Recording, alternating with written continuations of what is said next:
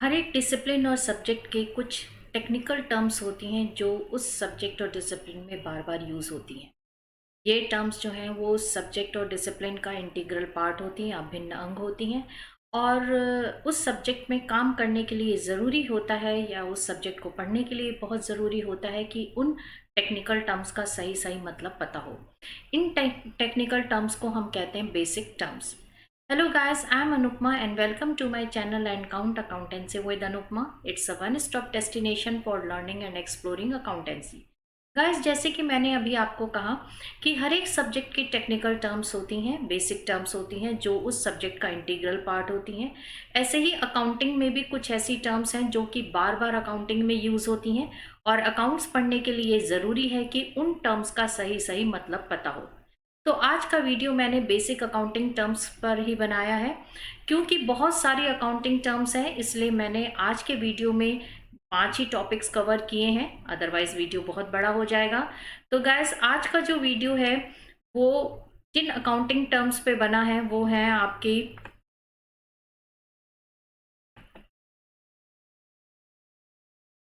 Business transactions, capital, drawings, assets and its classifications and liabilities and its classification। तो gas, चलिए आज का video हम शुरू करते हैं, लेकिन उससे पहले मैं अपना कैमरा ऑफ करना चाहूँगी क्योंकि मुझे फुल स्क्रीन चाहिए जिससे कि मैं अपनी बात आपको ठीक ठीक से समझा सकूँ। तो गैस, आज का वीडियो हम शुरू करते हैं। सबसे पहली जो अकाउंटिंग टर्म है दैट इज बिजनेस एंटिटी। देखिए, बिजनेस एंटिटी का मतलब होता है कोई भी ऐसा ऑर्गेनाइजेशन जो बिजनेस करने के लिए शुरू किया गया है, यानी जो बिजनेस करने के लिए ऐसा ऑर्गेनाइजेशन जो बिजनेस करने के लिए शुरू किया गया है जिसका मेन मोटिव होता है प्रॉफिट अर्न करना। चाहे ये अकेला बंदा शुरू करे या दो से ज़्यादा लोग मिल करके बिजनेस को शुरू करें या सेटअप करें, उसे हम कहते हैं बिजनेस एंटिटी या बिजनेस एंटरप्राइज। तो ये जो बिजनेस है ये आपका ट्रेडिंग एक्टिविटी हो सकता है, यानी बाइंग एंड सेलिंग का हो सकता है, सर्विस प्रोवाइड करने का भी हो सकता है और मैन्युफैक्चरिंग एंड सेलिंग का भी हो सकता है। तो देखिए, मैंने एक छोटा सा एग्जांपल लिया है। सपोज करिए यहाँ पर ए बी सी ये 3 हैं, इनको हम कहेंगे बिजनेसमैन या ओनर्स, और इन्होंने मिल करके एक बिजनेस शुरू किया है जिसका नाम है फिदा क्रिएशंस या फिदा एंटरप्राइजेस। तो ये जो फिदा एंटरप्राइजेस है ये बिजनेस एंटिटी कहलाएगा और जो ये ए बी सी हैं ये ओनर्स कहलाएंगे या बिजनेसमैन कहलाएंगे। यहाँ पर फिदा क्रिएशंस जो है वो शुरू किया गया है बिजनेस के लिए, प्रॉफिट अर्न करने के लिए, तो इसे हम बिजनेस एंटिटी कहेंगे। तो जो भी अकाउंटिंग बुक्स बनाई जाएगी वो फिदा क्रिएशंस में बनाई जाएगी, यानी बिजनेस एंटिटी के बुक्स में बनाई जाएगी, और सारे इनकम और एक्सपेंसेस को हम बिजनेस एंटिटी के पॉइंट ऑफ व्यू से ही एनालाइज करेंगे। Second term is business transaction. देखिए, बिजनेस ट्रांजैक्शन का मतलब होता है फाइनेंशियल इवेंट, यानी एक ऐसा इवेंट जिसको हम फाइनेंशियल वैल्यू पुट कर सकते हैं, जिसे मनी में एक्सप्रेस कर सकते हैं। तो any financial event between two और more parties that involves the exchange of goods और मनी और services is called business transactions. यानी बिजनेस ट्रांजैक्शन में दो या दो से ज्यादा लोगों के बीच में लेन देन होना चाहिए, या तो पैसे का लेन देन होगा या फिर गुड्स का लेन देन होगा या सर्विसेज का लेन देन होगा, और ये जिस बिजनेस से रिलेटेड है उस कंसर्न बिजनेस या कंसर्न ऑर्गेनाइजेशन के अकाउंटिंग बुक्स में इसे रिकॉर्ड किया जाएगा। सपोज करिए कि इसमें एग्जांपल ले रहे हैं हम एक बोरोइंग फ्रॉम बैंक, कि बैंक से बोरो किया है, इसमें पैसे का लेन देन है, बैंक इन्वॉल्व है और वो जो बिजनेस एंटरप्राइज है वो इन्वॉल्व है, तो बिजनेस एंटरप्राइज और बैंक की बुक्स में इसे रिकॉर्ड किया जाएगा। गुड्स परचेज्ड और सोल्ड फॉर कैश और ऑन क्रेडिट, यानी गुड्स और हमने परचेज किया है या सेल किया है कैश पे या क्रेडिट पे, वो भी आपका बिजनेस ट्रांजैक्शन है क्योंकि इसको हम मनी में एक्सप्रेस कर सकते हैं। उसी तरह से इंटरेस्ट पेड, जो भी लोन लिया है उस पर इंटरेस्ट पे किया है, that is also financial in nature, तो इसे भी बिजनेस ट्रांजैक्शन कहेंगे और इसे बुक्स में रिकॉर्ड करेंगे। सपोज करिए कि कंपनी की फैसिलिटी को देखने के लिए एक रिपोर्टर आता है। रिपोर्टर को हम कंपनी की फैसिलिटी का टूर करवाते हैं, वो कंपनी की फैसिलिटीज़ देखता है, उसके बारे में वो अपनी बुक्स में या अपने जो न्यूज़पेपर है या मैगजीन है उसमें वो उसे पब्लिश करेगा। देखिए, ये एक इम्पॉर्टेंट इवेंट है क्योंकि इस इवेंट की वजह से बिजनेस की या फर्म की गुडविल बढ़ेगी, कंपनी की गुडविल बढ़ेगी। लेकिन क्योंकि इसकी अभी कोई टेंजिबल वैल्यू नहीं है, यानी ये जो रिपोर्टर है इसके आने से अभी फिलहाल हमें कोई मनी जनरेट नहीं हो रहा है, तो इसलिए हम इसे बिजनेस ट्रांजैक्शन नहीं कहेंगे और इसे बुक्स में रिकॉर्ड नहीं करेंगे। Third term is capital. देखिए, आप जानते हैं कि किसी भी बिजनेस को शुरू करने के लिए और चलाने के लिए पैसे की ज़रूरत होती है, और ये पैसा जो बिजनेसमैन है या ओनर है वो लगाता है। तो the amount invested by the owner in the firm is known as capital. ये जो कैपिटल है कैश में हो सकता है, कैश और असेट्स दोनों में हो सकता है, या कैश में और असेट्स में, या असेट्स में भी हो सकता है। सपोज करिए कि ओनर ने जो है कैश और लैपटॉप लगा करके बिजनेस शुरू किया। यहाँ पर ओनर जो है 5 लाख रुपीज़ का कैश लेके आया है, 70,000 रुपीज़ का लैपटॉप लिया है, तो उसकी टोटल कैपिटल हो जाएगी 5,70,000 रुपीज़। तो ये 5,70,000 इज कैपिटल, उसने कैश और लैपटॉप दोनों लगाया है। अगर वो सिर्फ 5 लाख रुपए का कैश लगाता और उस 5 लाख में से फिर बाद में 70,000 रुपीज़ का लैपटॉप खरीदा जाता, तो उसकी कैपिटल होती 5 लाख रुपीज़ ओनली, क्योंकि जो 5 लाख में से ही 70,000 का लैपटॉप खरीदा गया है, तो उसकी जो अपनी कैपिटल होती वो 5 लाख ही होती। 5 लाख का फिर वो आगे कैसे यूज़ करते हैं वो अलग चीज़ है, वो फिर बिजनेस के लिए असेट बन जाता। इस केस में क्योंकि 5 लाख रुपीज़ कैश लेके आया है, 70,000 रुपीज़ का लैपटॉप लेके आया है, तो उसकी टोटल कैपिटल जो है 5,70,000 रुपीज़ हो जाती है। Next is drawings. देखिए, ड्राइंग्स का जो है वो है कि बिजनेसमैन बिजनेस करता है प्रॉफिट अर्न करने के लिए। अब जो प्रॉफिट है वो तो आपका साल के एंड में पता चलेगा, और तब बिजनेसमैन को ये पता चलेगा कि कितना पैसा उसको मिलेगा। अब देखिए, जो बिजनेसमैन है वो तो काम कर रहा है, रिस्क उठा रहा है, उसने पैसा लगाया है, उसे कोई सैलरी तो मिल नहीं रही, लेकिन उसे अपने पर्सनल एक्सपेंसेस जो है वो तो चलाने हैं। तो क्या होता है कि बिजनेसमैन जो है बिजनेस में से अपने पर्सनल यूज के लिए पैसे विड्रॉ करता रहता है, और उस पैसे को हम कहते हैं ड्रॉइंग्स। सो द मनी और द गुड्स और both withdrawn by the owner from the business for his personal use is known as drawings. जैसे कि बिजनेसमैन ने अपनी वाइफ के लिए एक कार खरीदी और ये पैसा उसने बिजनेस में से विड्रॉ किया, तो ये जो कार है ये बिजनेस के लिए असेट नहीं है, ये ओनर के पास जा रही है, ओनर की वाइफ के पास जा रही है, और बिजनेसमैन ने ये पैसा बिजनेस से विड्रॉ किया है, इसलिए ये उसके लिए कहलाएगा drawings. The next term is assets.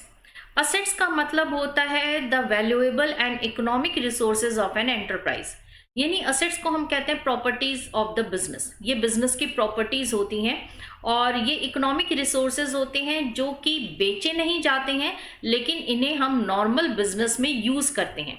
जैसे प्लांट है, मशीनरी है, ये बिजनेस खरीदता है बेचने के लिए नहीं, बल्कि इसे यूज करने के लिए। लैंड है, बिल्डिंग है, व्हीकल है, ये सारी असेट्स जो है यूज की जाती हैं। तो बेसिकली असेट्स जो हैं वो बिजनेस की प्रॉपर्टीज होती हैं, और असेट्स को हम दो पार्ट्स में डिवाइड करते हैं। नॉन करंट असेट्स, जिसे हम फिक्स्ड असेट्स भी कहते हैं, और दूसरा है current assets. Non current assets में आते हैं टेंजिबल असेट्स और इंटेंजिबल असेट्स। चलिए अब हम देखते हैं कि नॉन करंट असेट्स का मतलब क्या होता है। नॉन करंट असेट्स का मतलब होता है वो assets which are held for a long period, या the assets which are used over a long period of time are called as the fixed assets या नॉन करंट असेट्स। ये इनकी जो लाइफ है ये 1 साल से ज़्यादा होती है, 3 साल, 4 साल, 5 साल, 10 साल, 20 साल तक ये असेट्स जो है बिजनेस में होती हैं और बिजनेस को सर्विसेज प्रोवाइड करती रहती हैं। तो इन्हें हम कहते हैं फिक्स्ड असेट्स या नॉन करंट असेट्स। तो नॉन करंट असेट्स वो होती हैं जो कि लंबे समय तक बिजनेस में रहती हैं और लंबे समय तक इसे बिजनेस में यूज किया जाता है। नॉन करंट असेट्स में जो पहला क्लासिफिकेशन है वो है टेंजिबल असेट्स का। टेंजिबल असेट्स वो होती हैं जिनका फिजिकल एग्जिस्टेंस होता है, जिन्हें हम देख भी सकते हैं, छू भी सकते हैं, और इनका शेप होता है, साइज होता है, तो इन्हें हम कहते हैं टेंजिबल असेट्स। टेंजिबल असेट्स में सबसे पहले है लैंड, ऑब्वियसली देख सकते हैं हम इसे। बिल्डिंग, ये भी टेंजिबल असेट्स हैं। मशीनरी, जिसे हम देख सकते हैं, शेप होता है, साइज होता है। Vehicle, furniture, computer and typewriter, ये सारी असेट्स जो है नॉन करंट असेट्स हैं जिनकी लाइफ 1 साल से ज़्यादा होती है। नेक्स्ट हम नॉन करंट असेट्स में ले रहे हैं इंटेंजिबल असेट्स। इनटेंजिबल असेट्स वो असेट्स होती हैं जिनका कोई फिजिकल एग्जिस्टेंस नहीं होता, जिन्हें हम देख नहीं सकते, छू नहीं सकते, लेकिन जिन्हें हम बिजनेस ऑपरेशन में फील कर सकते हैं। इनमें सबसे पहली असेट आती है गुडविल। गुडविल जो है, जैसा कि आप जानते हैं, the reputation of the business. अगर बिजनेस की रेपुटेशन अच्छी है तो उससे रेवेन्यू जनरेट होने में बहुत मदद मिलती है। कस्टमर्स या जो क्लाइंट्स हैं वो बिजनेस पे ट्रस्ट करते हैं और इस तरह से बिजनेस को कई सारी सहूलियतें मिलती हैं, कई सारे कंसेशंस मिलते हैं और कई सारी फैसिलिटीज मिलती हैं। Next intangible asset is patent. जैसा कि आप जानते हैं कि आजकल कंपनीज जो है रिसर्च एंड डेवलपमेंट में बहुत पैसे खर्च करती हैं।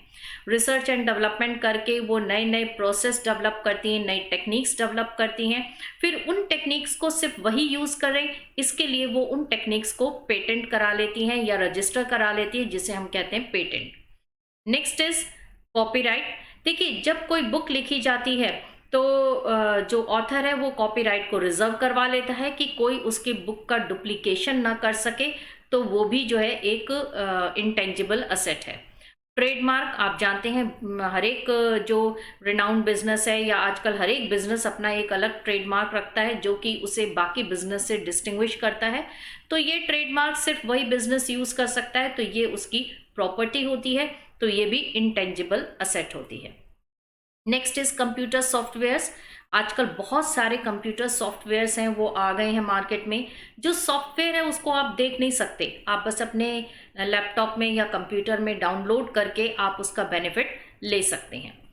Next is licences. उसी तरह से लाइसेंसेस होते हैं, जो इंपोर्ट लाइसेंस है या और कोई लाइसेंस है, वो अगर कंपनी ऑब्टेन करती है तो ये उसको एक्सक्लूसिव राइट देते हैं उस फील्ड में, तो ये भी जो है इंटेंजिबल असेट है। Last is intellectual rights. देखिए, जब कोई प्रोडक्ट डेवलपमेंट होता है तो प्रोडक्ट का डिज़ाइन है या कोई गारमेंट वगैरह बना रहे हैं, अगर हम किसी फैशन इंडस्ट्री में हैं तो उसमें जो डिज़ाइंस वगैरह होते हैं ये सब इंटेलेक्चुअल राइट्स होते हैं जो कि रिजर्व करा लिए जाते हैं, तो ये भी बिजनेस की एक प्रॉपर्टी होती है and again it is intangible. Next classification is current assets. Current assets, जैसे कि आप नाम से ही पता चल रहा है, करंट असेट्स वो असेट्स होती हैं जो शॉर्ट पीरियड के लिए हमारे पास होती हैं और ऐसे इन असेट्स को हम एक साल के अंदर अंदर कैश में कन्वर्ट करवा सकते हैं। So all those assets which are held for a short period and can be converted into cash within a year are called current assets. Current assets में जो एग्जांपल है, सबसे पहले cash in hand. Cash in hand तो आपको पता चल ही रहा है कि हार्ड कैश के फॉर्म में है, तो अगेन ये तो है ही आपका current asset. Cash at bank, जो बैंक में पैसा डिपॉजिट है वो भी आपका करंट असेट है, जब भी आप चाहें उसे यूटिलाइज कर सकते हैं पेमेंट्स करने के लिए, डेट्स को पे करने के लिए। डेटर्स वो लोग होते हैं जिनसे कि बिजनेस को पैसे लेने होते हैं। नॉर्मली इन लोगों को हम गुड्स क्रेडिट पे बेचते हैं, तो इन्हें 1 महीने का, 1.5 महीने का या 2 महीने का क्रेडिट दिया जाता है, तो इनसे हमें जल्दी ही पैसा मिल जाता है। बिल्स रिसीवेबल्स, यानी कि वो बिल्स जिनके अगेंस्ट में पेमेंट रिसीव होना है अभी, इनका जो बिल्स रिसीवेबल है, इनका मैक्सिमम जो टाइम होता है वो 6 महीने का होता है, तो इनसे भी हमें पैसा जो है जल्दी रिसीव हो जाता है, साल के अंदर अंदर रिसीव हो जाता है, इसलिए इसको भी हम करंट असेट्स कहते हैं। प्रीपेड एक्सपेंसेस, यानी वो एक्सपेंसेस जो कि अभी ड्यू नहीं हुए थे, आपने एडवांस में ही पे कर दिए, तो इसका बेनिफिट अभी लेना बाकी है। नॉर्मली हम प्रीपेड इतना भी नहीं करते कि हम 2 साल पहले पे कर दें या 3 साल पहले पे कर दें, ये जो है 1-2 महीने पहले पे किया जाता है, तो इसका बेनिफिट हमें 1-2 महीने के अंदर मिल जाएगा, तो ये भी जो है आपकी करंट असेट्स हैं। तो गाइज, अभी हमने असेट्स का क्लासिफिकेशन देखा। असेट्स को हम 2 पार्ट्स में डिवाइड करते हैं, एक है नॉन करंट असेट्स और दूसरा है current assets. Non current assets को हमने क्लासिफाई किया 2 पार्ट्स में, जिसमें आपका है टेंजिबल असेट्स, जिसे हम देख सकते हैं, छू सकते हैं, जिनका फिजिकल एग्जिस्टेंस होता है। दूसरा है इनटेंजिबल असेट्स, जिनका कोई फिजिकल एग्जिस्टेंस नहीं होता। और दूसरा क्लासिफिकेशन था करंट असेट्स। करंट असेट्स वो असेट्स होती हैं जो 1 साल के अंदर कैश में कन्वर्ट हो जाती हैं। अब गाइस, जो असेट्स हैं उनमें ये 3 क्वालिटीज होना बहुत ज़रूरी है। पहला तो है ओनरशिप, यानी कि कंपनी के पास इन असेट्स की ओनरशिप होनी चाहिए, और अगर ओनरशिप नहीं है तो इस असेट को यूज़ करने का या कंट्रोल करने का हक जो है वो कंपनी के पास होना चाहिए। सेकंड है कि हर एक असेट की इकोनॉमिक वैल्यू होनी चाहिए। इकोनॉमिक वैल्यू का मतलब है कि वो प्रोडक्शन को सपोर्ट करे और साथ में बिजनेस ग्रोथ को भी में भी असिस्ट करे। अगर मान लीजिए कोई असेट हमारे पास है लेकिन वो प्रोडक्शन को सपोर्ट नहीं कर पा रही है, तो फिर वो असेट हमारे लिए बेकार है, फिर वो असेट ना हो करके हमारे लिए क्या हो जाता है, बर्डन हो जाता है। तो जो भी असेट कंपनी के पास है, बिजनेस के पास है, उसकी इकोनॉमिक वैल्यू होनी चाहिए, यानी कि वो प्रोडक्शन को भी सपोर्ट करे और साथ में बिजनेस ग्रोथ में भी मदद करे। तीसरा है कि वो असेट रिसोर्सफुल होनी चाहिए, यानी वो एक इंपॉर्टेंट रिसोर्स होना चाहिए कि करंट में तो प्रोडक्शन को सपोर्ट कर ही रही है लेकिन फ्यूचर में भी वो प्रोडक्शन को सपोर्ट करे और पॉजिटिव कैश इनफ्लोज में मदद करे। The last asset is liabilities. देखिए the last basic term is liabilities. Liabilities का मतलब होता है द ऑब्लिगेशंस और debts that has to be paid after some time in future, यानी ये फाइनेंशियल ऑब्लिगेशन होते हैं या वो अमाउंट होता है जो हमें कुछ समय बाद फ्यूचर में पे करना है, इनको हम कहते हैं लायबिलिटीज। लायबिलिटीज को हम 3 पार्ट्स में क्लासिफाई करते हैं। पहला है current liabilities, second non current liabilities and third is contingent liabilities. सबसे पहले हम लेते हैं करंट लायबिलिटीज। देखिए करंट लायबिलिटीज वो लायबिलिटीज होती हैं जिन्हें 1 साल के अंदर अंदर पे करना होता है। तो the current liabilities are the liabilities which are payable within a period of 1 year. 1 साल के अंदर अंदर हमें इन्हें पे करना है, उन्हें हम कहते हैं करंट लायबिलिटीज। करंट एसेट्स वो होती हैं जो 1 साल के अंदर अंदर कैश में कन्वर्ट हो जाए। करंट लायबिलिटीज वो होती हैं जिन्हें 1 साल के अंदर अंदर हमें पे करना होता है। तो करंट का मतलब ये हो गया कि 1 साल के अंदर अंदर जो है हमें उसको पे करना है, करंट लायबिलिटीज को। करंट लायबिलिटीज में जो पहला एग्जांपल है वो है क्रेडिटर्स। क्रेडिटर्स वो होते हैं जिनसे हम गुड्स खरीदते हैं और नॉर्मली ये हमें क्रेडिट देते हैं 1 महीने का, 2 महीने का, इससे ज़्यादा क्रेडिट नहीं देते हैं। तो इनको भी हमें 1 साल के अंदर अंदर इनका पेमेंट करना होता है। तो ये हो गई करंट लायबिलिटीज। सेकेंड है बिल्स पेबल, यानी वो बिल्स जिसके अगेंस्ट में बिजनेस को पैसे पे करने हैं। इनका भी जो ड्यूरेशन है वो 3 महीने, 4 महीने या 5 महीने या 6 महीने होता है, इससे ज़्यादा नहीं होता। 1 साल के अंदर अंदर इन्हें पे करना होता है, तो ये भी करंट लायबिलिटीज है। नेक्स्ट इज आउटस्टैंडिंग एक्सपेंसेस, यानी वो एक्सपेंसेस जो ड्यू तो हो चुके हैं लेकिन अभी पे नहीं किए गए हैं। तो ये जो एक्सपेंसेस हैं इनको भी हम जो है 1-2 महीने या 3 महीने के अंदर अंदर इन्हें हम क्लियर कर देते हैं, तो ये भी करंट लायबिलिटीज होते हैं।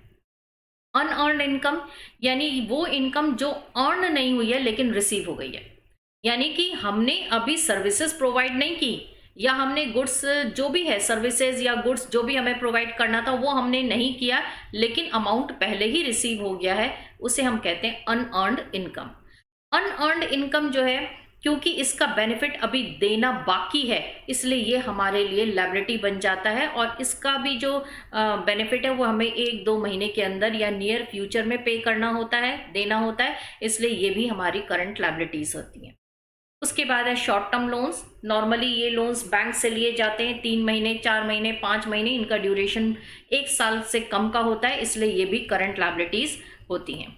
Next is bank overdraft. देखिए जब बिजनेस या फर्म जो है अपने अकाउंट में से ओवर ड्रॉ कर लेती है, यानी जितना पैसा उनके अकाउंट में है उससे ज़्यादा विड्रॉ कर लेती है, तो उसे हम कहते हैं ओवरड्राफ्ट। और ये जो ओवरड्राफ्ट है इसका भी पेमेंट जल्दी ही करना होता है, इसलिए ये भी आपकी करंट लायबिलिटीज है। Next is non current liabilities. Non current liabilities वो लायबिलिटीज होती हैं या वो फाइनेंशियल ऑब्लिगेशंस होती हैं जिनका पेमेंट हमें 1 साल के बाद करना है। तो इनका पेमेंट क्योंकि 1 साल के बाद करना है इसलिए ये नॉन करंट लायबिलिटीज कहलाती हैं। 2 साल बाद, 3 साल बाद, 4 साल बाद, 5 साल बाद पे करना है, तो इसे हम कहेंगे non current liabilities. Non current liabilities में हम लेते हैं सबसे पहले बैंक लोन। देखिए बैंक से जब लोन लिया जाता है तो नॉर्मली ये लोन आपका 1 साल से ज़्यादा समय के लिए होता है, 2 साल, 3 साल, 4 साल या 5 साल के लिए होता है, तो ये जो है नॉन करंट लायबिलिटी है। Next is mortgage loan. देखिए मॉर्गेज लोन का होता है कि जब हम किसी चीज़ की सिक्योरिटी देख के या कोई चीज़ हम गिरवी रख करके जब बिजनेस लोन लेता है तो उसे मॉर्गेज लोन कहते हैं। और ये मॉर्गेज लोन का भी जो टाइम है या ड्यूरेशन है ये लॉन्ग टर्म होता है, यानी 4 साल, 5 साल ऐसे होता है। नेक्स्ट है डिबेंचर्स। डिबेंचर्स होता है कि जब कंपनी पब्लिक से लोन लेती है तो बदले में जो सर्टिफिकेट इशू करती है उसे हम कहते हैं डिबेंचर्स। ये डिबेंचर्स भी जो है 1 साल से ज़्यादा समय के लिए इशू किए जाते हैं, यानी कि इनका भी जो ड्यूरेशन है वो 3 साल, 4 साल या 5 साल के लिए होता है। तो कंपनी को अगर 3 साल के लिए डिबेंचर्स इशू किए हैं तो 3 साल बाद इसका पेमेंट करना होता है। Next is pension payable. देखिए जो पेंशन है वो रिटायर्ड पर्सन्स को दी जाती है। हर साल कुछ लोग रिटायर होते हैं और इस तरह और बहुत से ऐसे एम्प्लॉयज़ होते हैं जो फ्यूचर में रिटायर होंगे। तो जो लोग फ्यूचर में रिटायर होंगे उनके लिए जो भी पेंशन का हम प्रोविज़न बनाते हैं वो नॉन करंट लायबिलिटीज़ होता है, क्योंकि वो 2 साल, 3 साल, 5 साल बाद रिटायर होने वाले हैं या 10 साल बाद या 20 साल बाद रिटायर होने वाले हैं, तो वो आपके लिए नॉन करंट लायबिलिटीज़ बन जाती है। उसके बाद है बॉन्ड्स पेबल। देखिए बॉन्ड्स का भी जो टाइम ड्यूरेशन होता है वो 1 साल से ज़्यादा का होता है, कभी 2 साल के होते हैं, कभी नॉर्मली जो बॉन्ड्स हैं वो 3 साल, 4 साल या 5 साल के होते हैं, कई बार 10 साल के भी बॉन्ड्स होते हैं। तो ये भी एक लोन का फॉर्म होता है, तो ये भी नॉन करंट लायबिलिटीज़ है, क्योंकि इसको 1 साल के बाद पे करना होता है।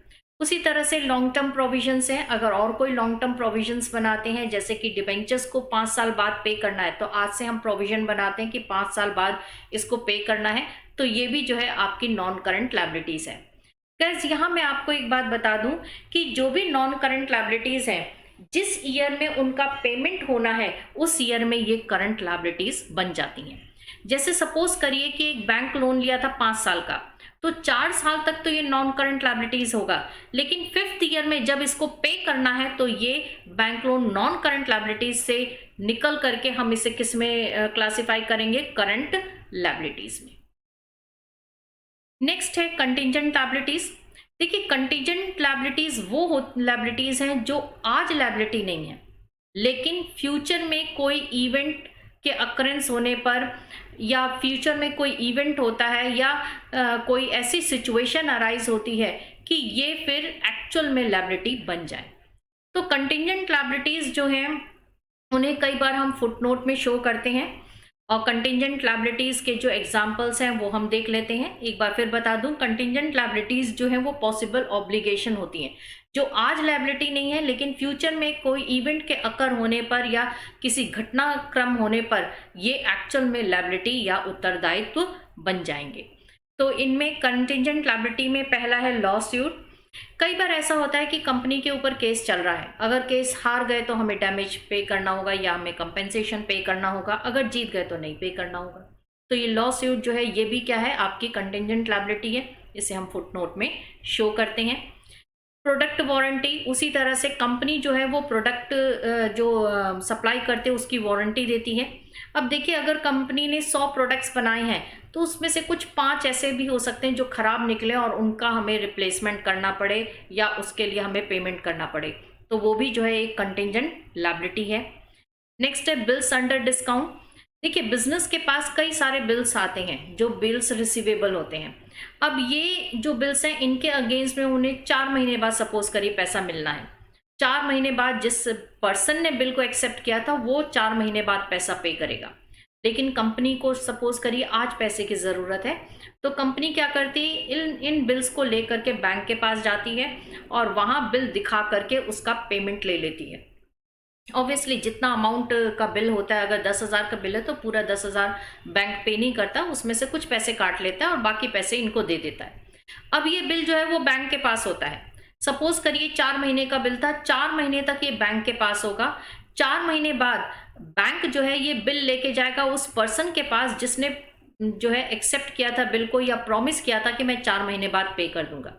अगर वो पर्सन बिल का पेमेंट कर देता है तो बैंक पैसे रिसीव करेगा और उसने पे कर दिया, कोई प्रॉब्लम नहीं है।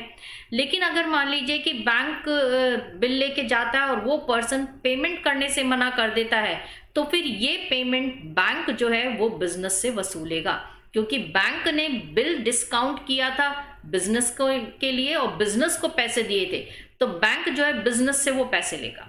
तो इस तरह से ये जो बिल अंडर डिस्काउंट है ये भी एक कंटिजेंट लायबिलिटी बन जाती है। बैंक गारंटी, उसी तरह से बैंक को कई बार गारंटी दी जाती है, उसमें भी एक लायबिलिटी अराइज होती है।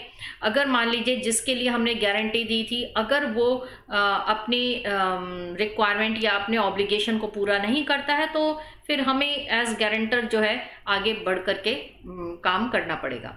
तो ये भी जो है एक तरह का की लायबिलिटी है, कंटिजेंट लायबिलिटी, जो कि फ्यूचर में अराइज हो सकती है।